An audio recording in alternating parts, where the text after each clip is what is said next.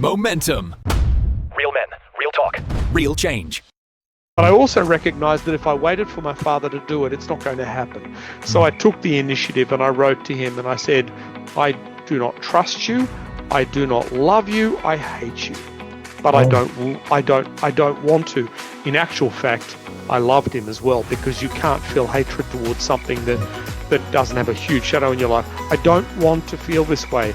I want to know you. I want to understand what's affected you in your life. I want you to tell me your story.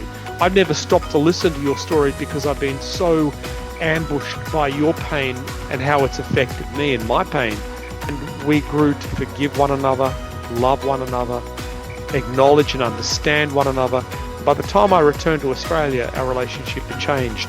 Without a conversation, without a phone call, simply by... And I often say to people, write handwritten letters to your parents if you're seeking to restore something, or with your children if you are a parent. Take the trouble of going beyond an email or a Facebook message of some kind and actually handwrite a letter, because you can craft that letter. You can think very carefully about what you want to say, and it will be read probably 5 or 6 or 7 times, and then there's a lot more clarity. The way in which we used to communicate with written correspondence is much more careful and considered than the ways in which we often fire missiles in texts and messages these days. And so that's what I often recommend to people where there's a lot of damage.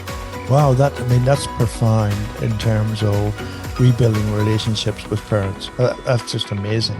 Absolutely. Yeah.